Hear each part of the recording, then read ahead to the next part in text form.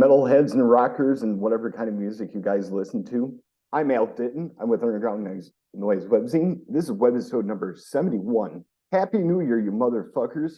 I got Chris McCarthy in the house tonight from the band Internal Bleeding. How you doing, Chris? Hey, what's up, brother? Good to see you, man. Finally get to connect on this fucking thing, man. Yeah, absolutely. It's good to see you too, man. How are you? I'm all right, man.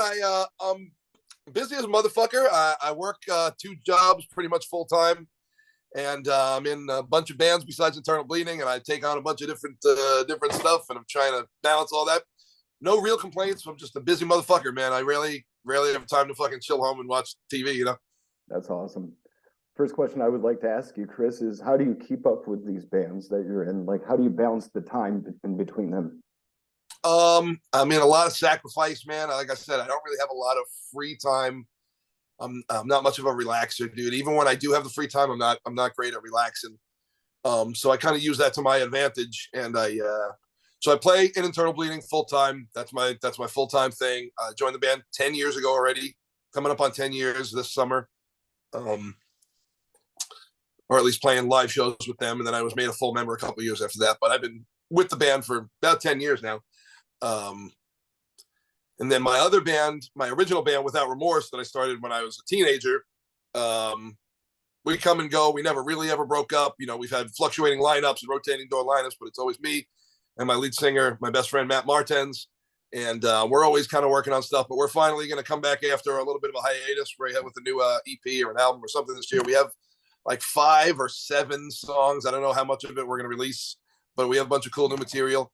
I play live guitar for a hardcore band called Missing Link. Some of the guys from upstate New York, some of the guys are from here on Long Island. So I play live guitar for them. I actually got a gig in Tampa this weekend. It's called FYA Fest. It's a big hardcore festival down there. A couple thousand people should be there. And that's really it, man. And I work at a nightclub at night called Amityville Music Hall. It's really like the only rock and punk club we have left on Long Island. So yeah, man, busy motherfucker, but you know, a lot of fucking double espressos, fucking Red Bull, smoke a lot of weed, fucking, and I fucking, like I said, I'm bad at sitting home, so I just kind of go with it, man. And I have no other hobbies besides watching wrestling. I have no other hobbies besides, you know, death metal and hardcore and shit. So that's really sick, man. I like some hardcore music myself, and you mentioned upstate New York, and that actually gave me some goosebumps on the back of my neck because that's where I'm from originally. Where upstate? I grew up in Appalachian. It's a town outside of Binghamton near Ithaca. Cool. Yeah, right below Rochester and Syracuse. Like, I guess Binghamton, maybe Buffalo, like the Buffalo-ish area, Syracuse area. Yeah, because Syracuse is like an hour and a half drive from my mom's house, and then Rochester would be about 2.5 hours. Used to go up to the Penny Arcade to watch a lot of death metal shows back in 2006. Sick, yeah. I mean, Rochester's actually, I mean, as tertiary of a market as it is, it's actually got some great shows, man. Every time I've been up there, it's always been pretty wild fucking shows. Do you know if Internal Bleeding's got any upcoming shows or tours this year? Internal Bleeding. Okay, so we do. We have the only thing shows I have confirmed. We have a run next month in February with supporting Sanguisugabog and their new album. Year of the Knife and Vomit Forth are on that. It's about a week long at the end of February. I think it starts the 23rd or something like that. Yeah, with Sanguisugabog. I think we have Obscene Extreme in Czech Republic in July, which we're really looking forward to. It's gotten canceled on us 2 or 3 times now due to different reasons. You know, one time was band related. One time was, you know, the 2020 bullshit. Now I finally think we got it locked down. That's July in Czech Republic. And then I think November 2023, we have Mexico Metal Fest. It's like us and like Cradle of Filth and a bunch of black metal bands and stuff like that, which is going to be crazy and sick for us to play to a different type of crowd like that. And I'm sure we'll have a big summer tour. I don't know if it's going to be Europe or the States. And because we have an album coming out this year, we got to hand it in April. And we're putting the final touches on all the stuff the next month or so. So yeah, should be a big year. Besides the stuff we have confirmed, I'm sure we have at least one big summer tour or a fall tour or something after the record comes out. That's really awesome. Are there any bands that you're currently listening to that make your mind feel like it just exploded? Yeah, man. Um, as much as it pains me to say, there's not a lot of death metal that's making me go, fuck, I love this. So a lot of the death metal bands have a little bit more of that mosh edge to it that I like. You know, Vomit Forth, unbelievably great band, like great fucking band. But they fit on like a hardcore show just as well as they are a death metal band. They could go on tour with Nile. They could also go on tour with Hatebreed, you know. Vomit Forth is great. Same with Sugabog. They are great fucking death metal band. Their last album was fucking awesome. Great dudes, great band, great musicians, great songs. What am I even saying? 200 Stab Wounds is fucking great. Great death metal band. Then we got Volcano. That's got some of the dudes from Sanguisugabog in it. They put out an EP. It's kind of like a hardcore band. Put an EP out earlier this year that I listened to the hell out of. Let's see what else. Who do I love? Another band from Baltimore at the moment, band called End It. They're a hardcore band. Saw them live a few times. They fucking kill it. Great frontman, great riffs, great songs. I loved Missing Link before I started playing guitar for them. I thought they were fucking awesome. So check them out. They just put out an EP called No Saving Grace like a week ago, and it's fucking awesome. Pain of Truth is great. Long Island band. They got a new full length coming out this year. They're really popping off. They're going to be one of the next big bands. I can feel it. That God's Hate album that came out last year is untouchable. It's fantastic. 10 out of 10. Yeah, it's fun, man. Music's kind of fun again. And like, you know, the hardcore and the death metal influenced hardcore. There's fun, dangerous bands again that I wasn't feeling for a while when we were touring with a lot of the deathcore bands and stuff like that, and the straight death metal bands, you know, from the old school. Yeah, a lot of these newer bands that I just mentioned, the shows are dangerous again, and it's exciting, and the songs are fun in there, and so it's cool. I'm really enjoying. I'm enjoying finding new bands again, which hasn't happened in a long time. You seem very pumped up about it, Chris. That's fucking awesome. Yeah, dude. I mean, it's all I got, dude. I chewed many relationships, marriage stuff, potential careers, my sanity, my credit. I did for this shit. I love this fucking shit, man. That's what's up, dude, for sure. It's funny because I've been listening to a lot of the band called Crusadus. They're from Illinois. I'm not sure if you're familiar with them or not. No. But they're really good friends of mine. They're like black metal, death metal, thrash metal, and a little bit of atmospheric, I guess you could say, in some spots. But they are who they are, and they sound really good. Sick, man. There's a lot, man. When a fucking band nails that type of shit, they really are some sick bands in that realm. There's a band from Long Island that's been doing it for over 20 years called Dimensionon. Okay. Black death metal band. It's fucking awesome. Like awesome. Not huge. Never really got the credit or the recognition that they should have. Straight up OGs in the game, and just like sick music, and not affected by anything that's popular. They just do the thing that they want to fucking do. Are you familiar with a band called Inhuman Condition? Yeah. Oh yeah. Fuck yeah. We went on tour with Jamie. He's the singer. He did sound for the Deicide tour that we were on. He was on the crew for that. Great guy. Sick band too. Yeah, I got to meet them back in 2021 when they were playing with Crusaders up in Chamblee near Atlanta. Cool. Shout out to Terry Butler. Yeah, big shout out to Terry Butler, Taylor Nordberg, and Jeremy and Diedrich Lane. And of course, Lee Harrison was on that show. Oh, sick. Cool. So a big shout out to my big brother, Lee Harrison from Monstrosity and Terrorizer. True OG right there too, man.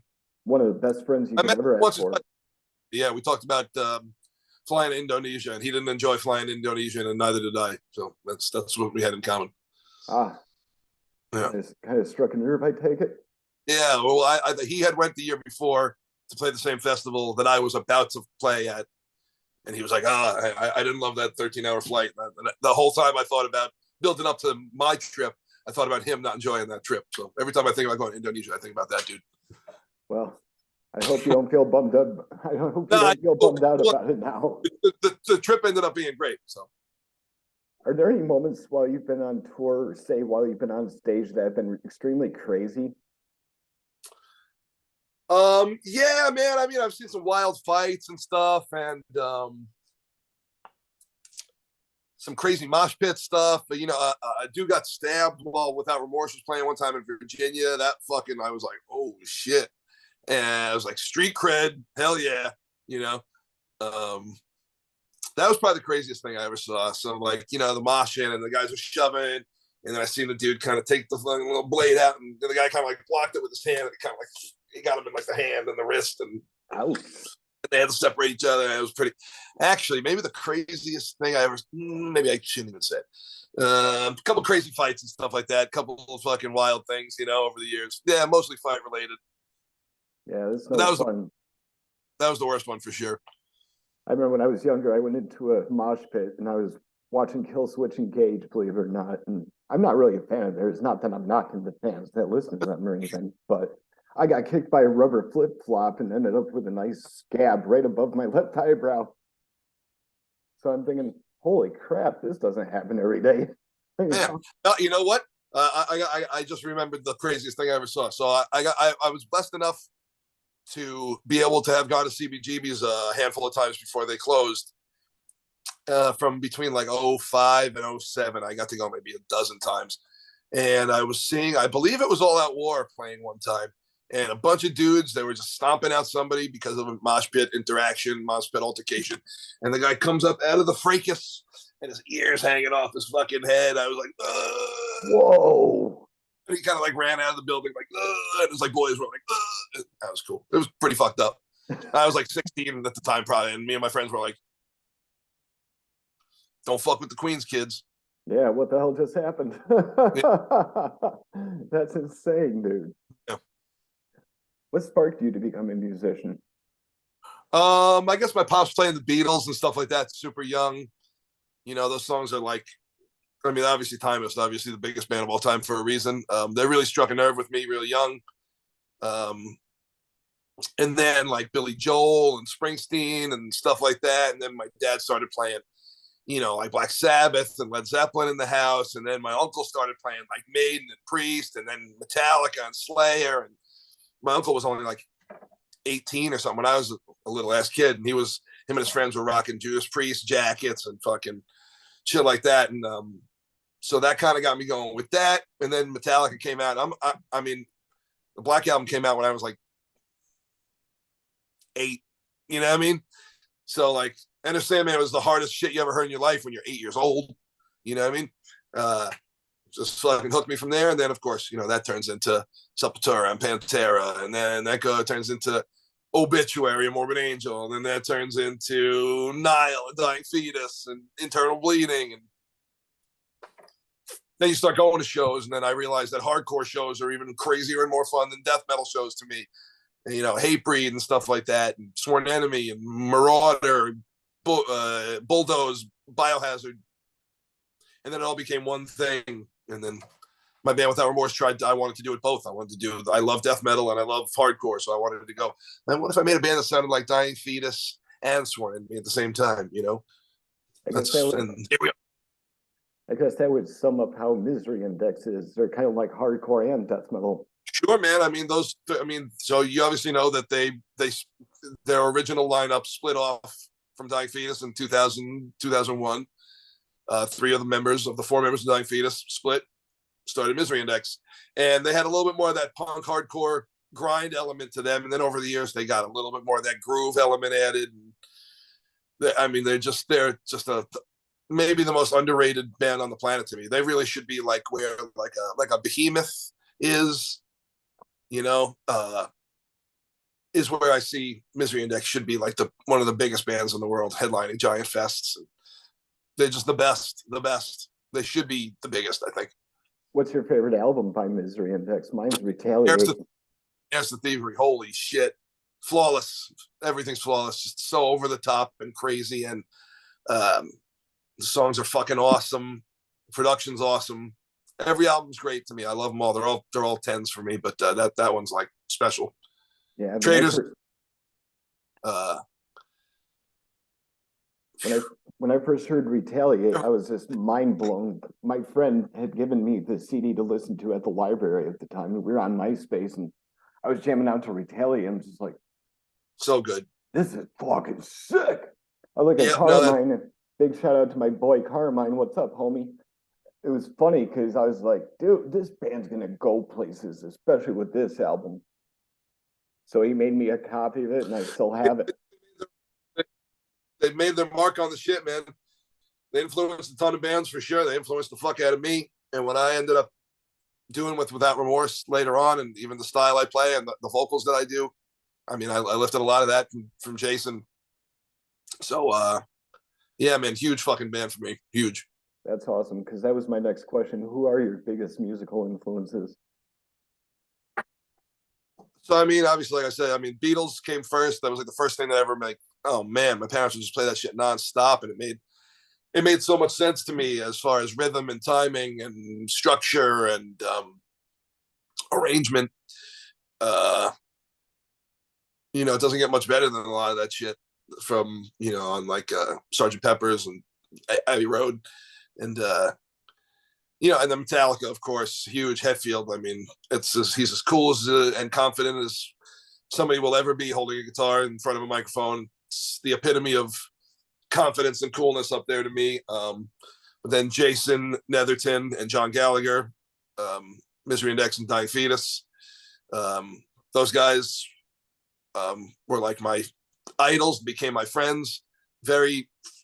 I'm like very humbled to actually even know that they know me like that. Love those dudes. Chris Parvelis, I'm not just because I'm in a fucking band with him. His riffs were like so sick when I was a fucking kid. So much sicker than every other death metal band to me. I'm like, why doesn't every death metal band sound like Internal Bleeding? You know, Parvelis is the GOAT. A lot of people knock the dude, but Kerry King, I mean, I fucking love him. I love his style of playing. The riffs that he wrote are fucking sick.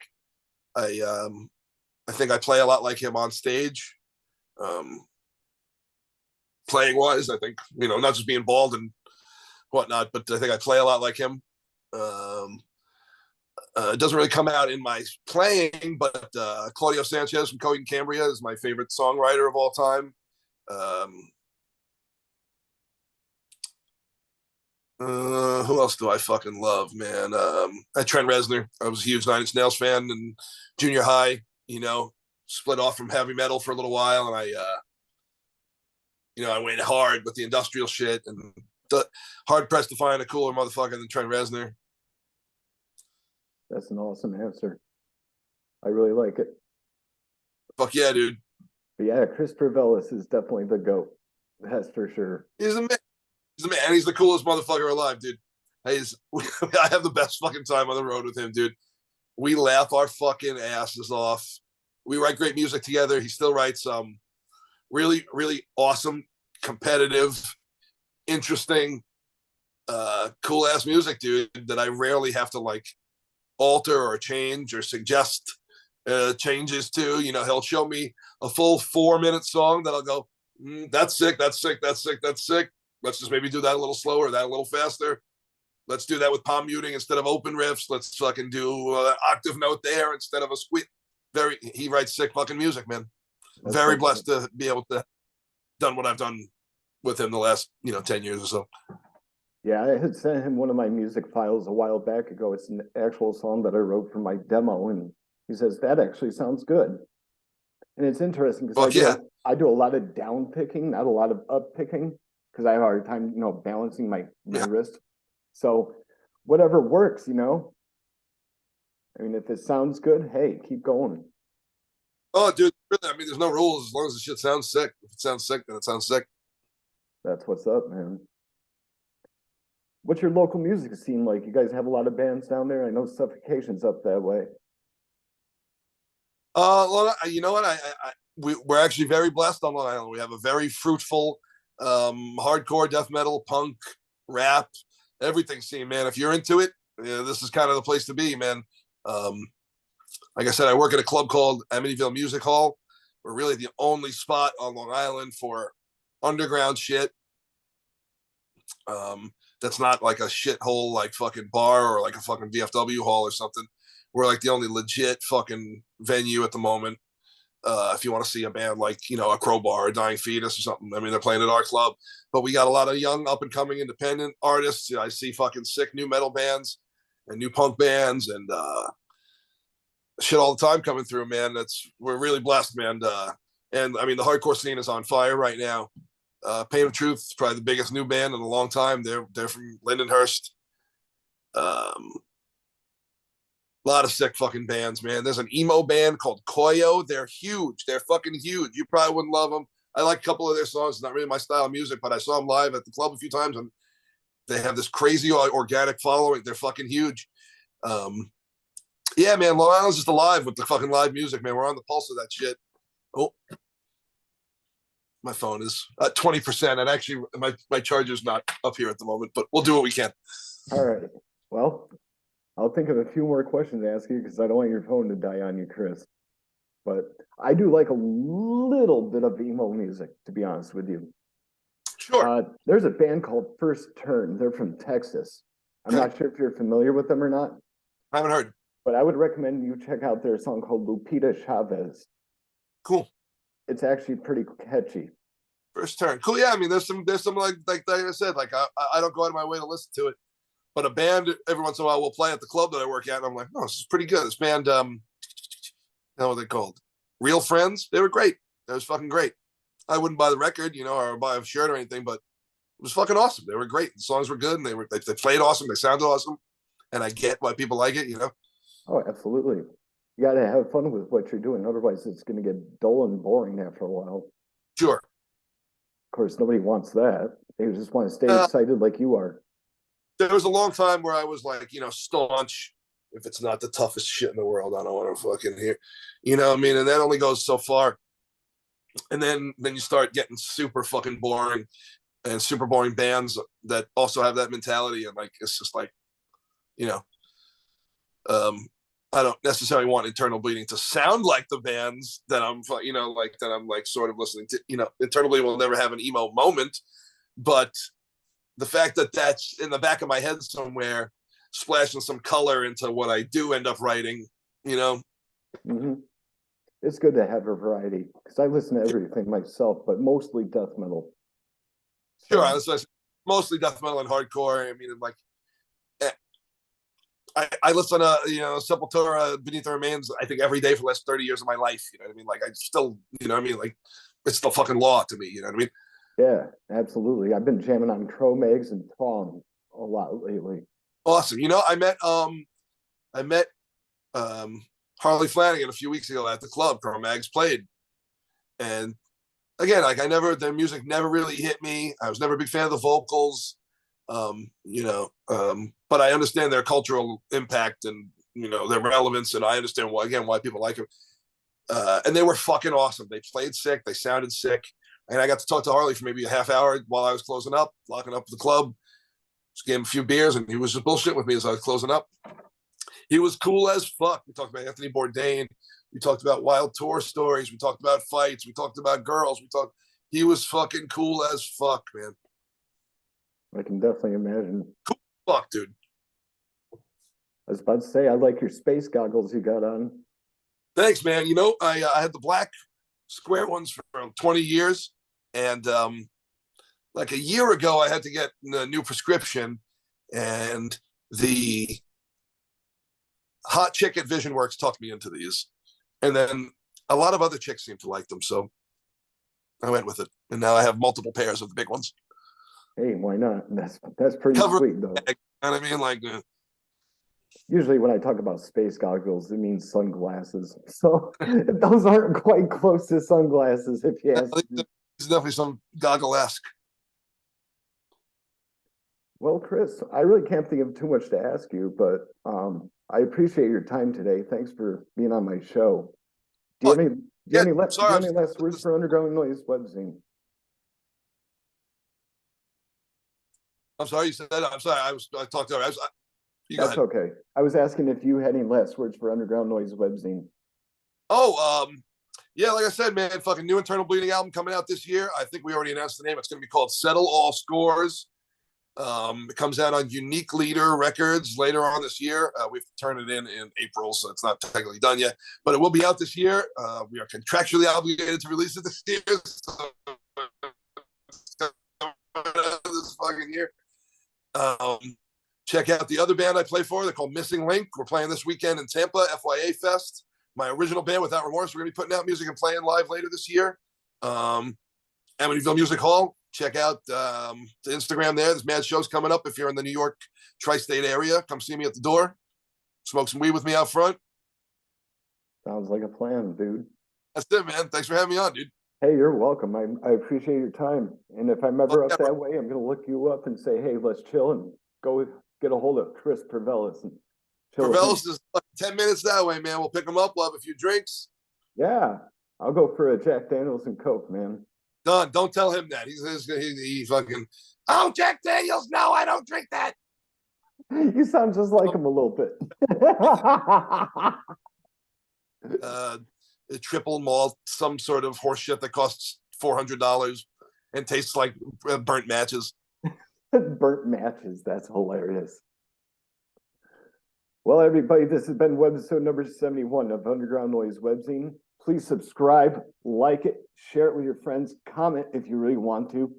Hit up Chris McCarthy and Internal Bleeding and Without Remorse. I'll be happy that you did. Fuck yeah, dude. Hit me up on Instagram, Without Remorse 420 or at internal_bleeding. We just got verified. We got the blue check mark. So things are looking up. That's awesome, dude. Keep shredding, my friend. Fuck yeah, dude. Smoke weed.